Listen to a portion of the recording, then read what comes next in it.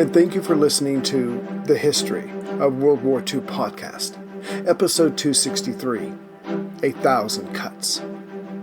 Last time, the overwhelming Japanese forces had mauled the East Brigade and won the Battle of the Wong-Ning-Chong Gap in the center of the island. Now, it seemed, it was simply a matter of accepting the British surrender, or, if needs must, push on to the west to finish the job. General Sakai would be content with either option. As for General Maltby, it's hard to know what he knew and when, but word must have been reaching him that some of the survivors of his lost counterattacks were being treated cruelly. For example, the men of the Middlesex and the Hong Kong artillery unit on the recently lost Brick Hill were all beheaded. This war over Hong Kong was becoming more than just an inevitable loss. It was de-evolving into a humanitarian crisis. It's difficult, even if all information is provided, to judge a commander on when he decides what is the right moment to admit defeat and surrender, thus increasing the chances that his remaining troops will survive. But what can be said about this moment is that General Maltby wasn't there yet. However, the next 48 hours would be the equivalent of him bashing his command against rocks, all the while losing men. Colonel H.B. Rose, the commanding officer of the Hong Kong Volunteer Defense Corps, was put in command of the West Brigade, replacing the recently killed John Lawson, and he spent much of December 20th preparing for the next counterattack. First, he would have the 2nd Royal Scots join up with B Company of the Winnipeg Grenadiers, and together they would drive east and, hopefully, begin the campaign that would win back the gap. Yet the Canadians would be coming all the way from the west coast. Still, they had the 20th to get into position. But nothing went right from the outset, and the phrase, for some unknown reason, could be used to sum up this latest attack. The Canadians were late in leaving their jump-off point. As for why, that's because the Scots started without them, but for some unknown reason.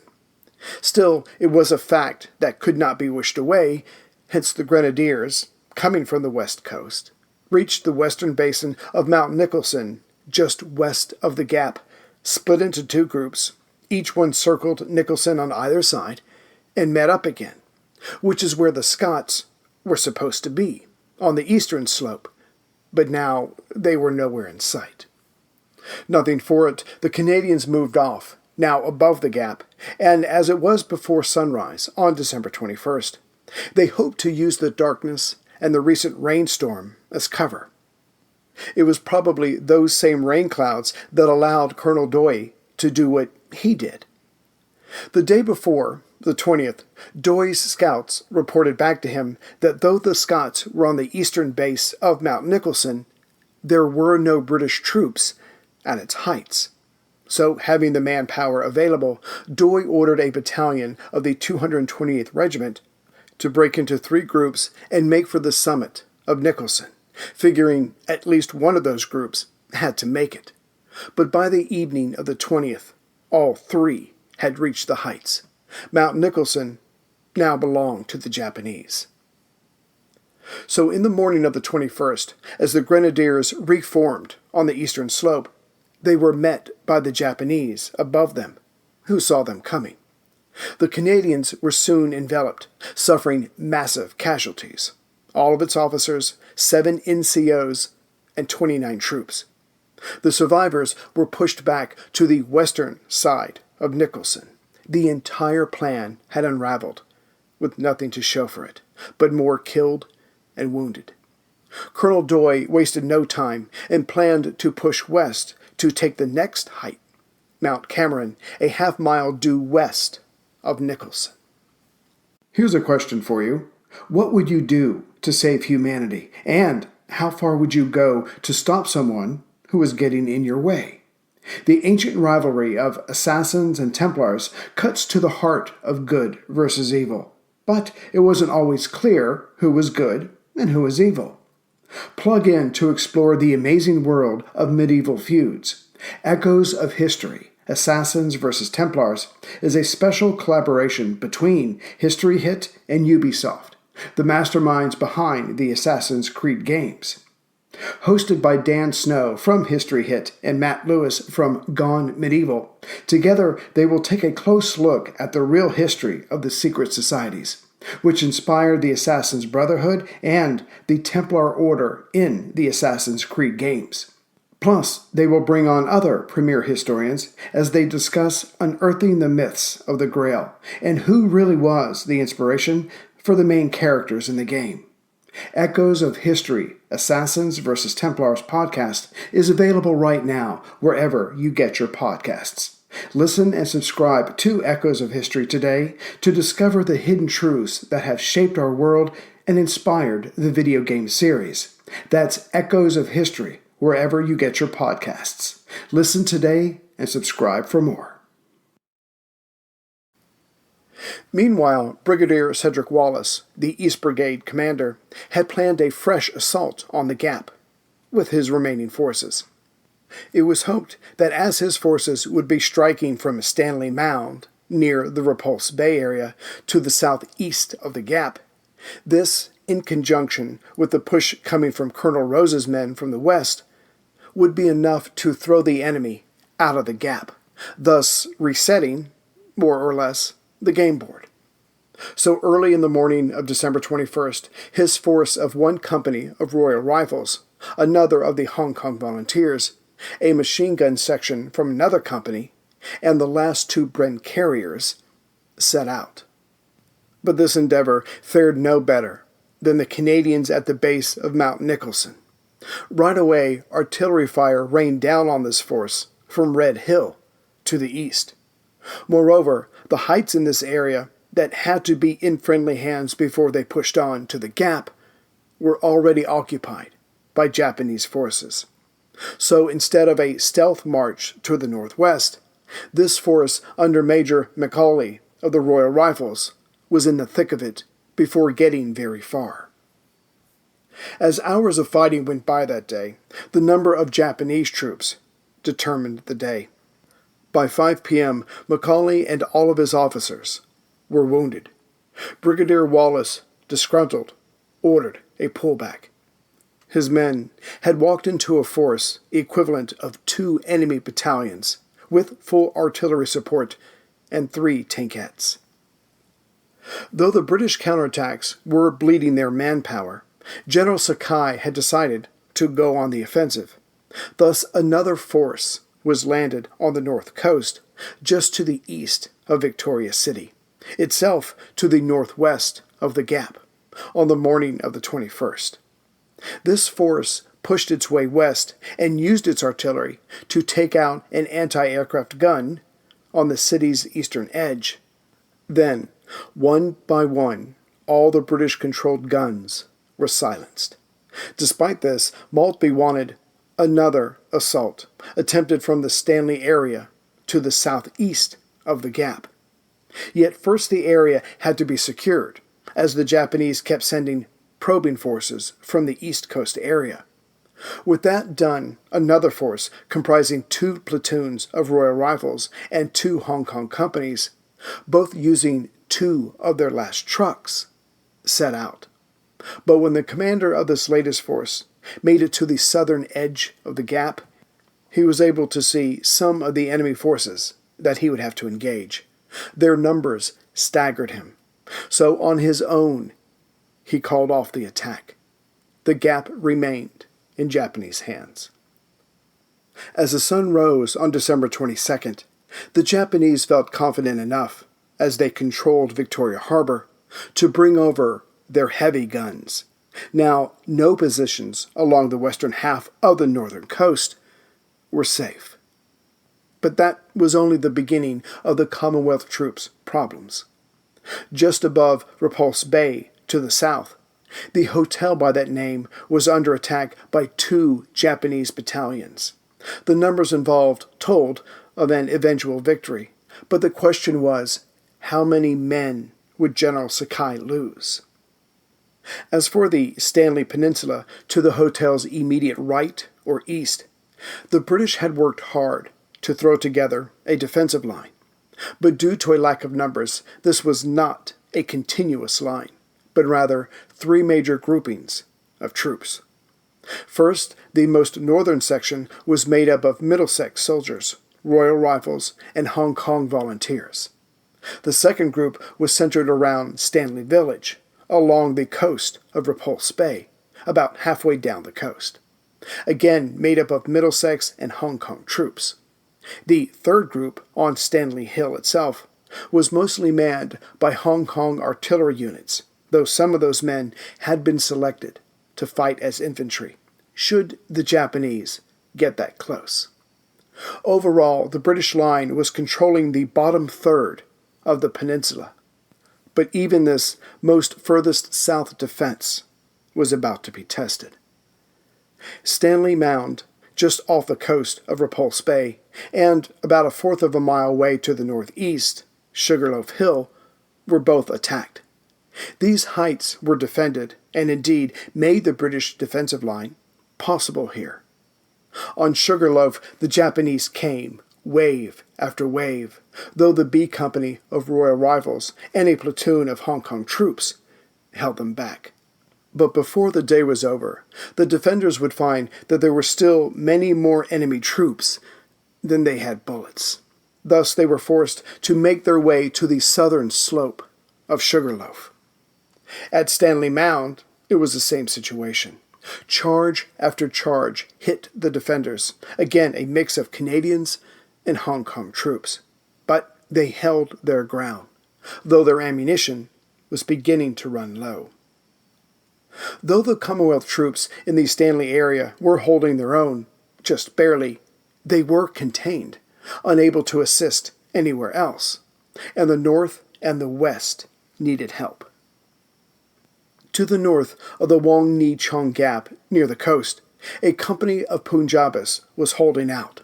Just below them, on Leighton Hill, Middlesex troops were doing the same, and to the south of them, but still above the gap, and to the immediate west, there were other Indian troops. Due west of the center of the gap were Scott and Grenadiers near Mount Cameron.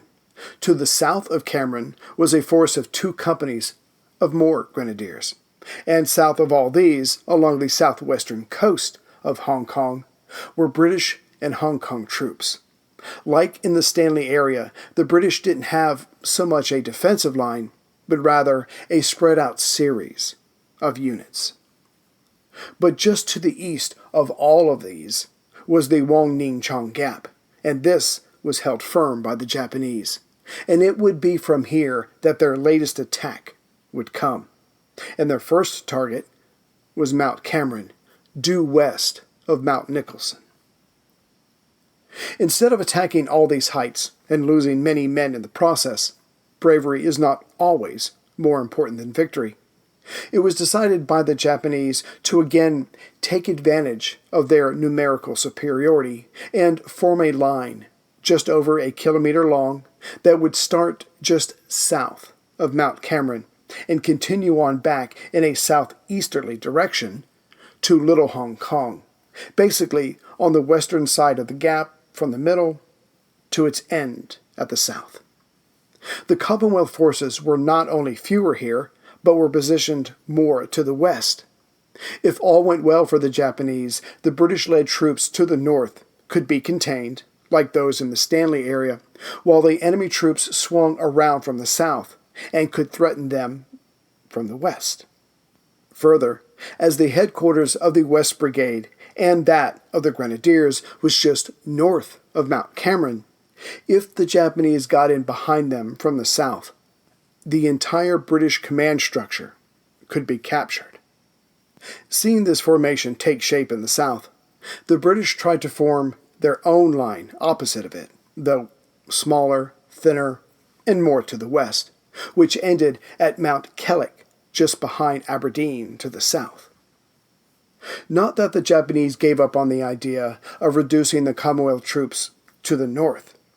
First, the attackers hit Company B of the Punjabis at the southern end of the northern defensive section.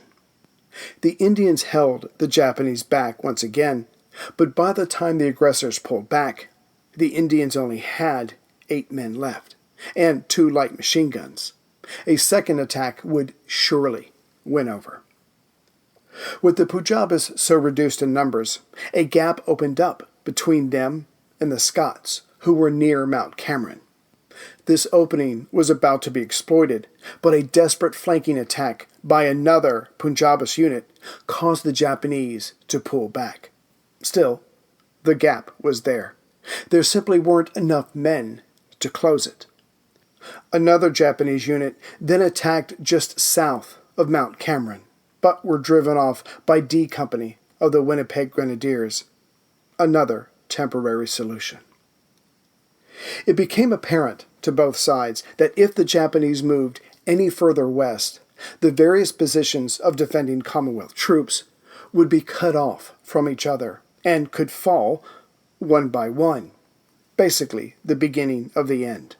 Hence, a major was ordered to take about 100 men, a grand gesture considering the dwindling numbers, and push the Japanese back near the north coast. The 100 men broke into 2 groups. The right flank moved forward near the famous racetrack, but did not get far before being stopped. This was not necessarily a bad thing, as the left flank could use this distraction to their advantage. However, the left was hit with intense artillery fire, and as they did not possess entrenching tools, were forced to take a beating. As the left flank kept their heads down, the right flank was pressed hard, to the point that it broke, and the Japanese poured through. Sensing a complete victory, some of the Japanese troops then turned north, around 10 p.m. that night of the 22nd, to try to get in behind the shelled left flank, well, those still alive. But the Canadians became aware of what was happening. Soon both groups pulled back to Mount Gulf, just over a half-mile to the northwest of Mount Cameron. The most northern part of the defensive line was being ripped to shreds. On the morning of December 23rd, the recently brought over heavy guns began shelling the Rajputs on the right flank near Layton Hill, located in now very dangerous territory as it was east of the racetrack. Under the strain, the Rajputs fell back at 8 a.m. This left the Middlesex troops on their left flank exposed. Between the 1-2 punch of close-up fighting and artillery bombardment, the Middlesex troops soon pulled back as well. This opening allowed the Japanese to push on to the west along the north coast, so much so that they soon were in possession of the water supply of Victoria City. There, the civilians and troops had already been rationing what water they had. Now, it seemed, the careful control of the life-giving substance had been for naught. The Commonwealth troops could be as determined as they wanted, but everyone needed water. By December 24th, the northern and western half of the Stanley area to the south had been lost. The still unconquered bottom half broke into 2 peninsulas. The left one didn't go down very far and ended at the town of Chung Hom Kok, whereas the right peninsula went much further south and ended at Port Stanley. Ironically, there is another peninsula, the most eastern part of Hong Kong, that holds the Shek O Country Park. But for whatever reason, there were no Commonwealth troops placed there, so the Japanese left it alone in these initial attacks. As the situation was desperate, respect for the command structure was starting to break down. Some units were accusing others of not pulling their weight, and the officers were soon in the fray, defending their men. Still, some semblance of order was brought, and the men were repositioned to best defend what territory they still held. A company of Hong Kong volunteers were put at the end of the left peninsula at Chung Hong Kok. At the top of the larger right peninsula at Stanley Fort, the Royal Rifles of Canada were stationed. This was the area's first line of defense. Just behind it, to the south, was the Stanley Police Station, and to the northeast of that, another Hong Kong company was placed. Just behind the police station was Bungalow Number 1, which contained pillboxes. Placed here were Middlesex troops with their medium machine guns. About a quarter of a mile south of the pillboxes was St. Stephen's College, and on its right was another group of pillboxes, number 27, manned by more Royal Rifles. Should the Japanese try an amphibious assault here, they would lose many men coming ashore. The defenders could only hope for this. So again, the first line of defense was at the peninsula's beginning, near the police station. Its second line was just in front of the college. As land was limited on Hong Kong, just below the college was Stanley Prison, and next to it was a preparatory school. Things being what they were, the prisoners were let out and given guns, then incorporated into the Hong Kong Volunteer Defense Corps. One prisoner in particular, Crub Chattery, formerly of the Middlesex troops, who had been serving a 2-year sentence, was put in charge of his inmates. They all knew that if the Japanese were victorious, they would not care who was shooting back at them, be it a British prisoner or Commonwealth soldier.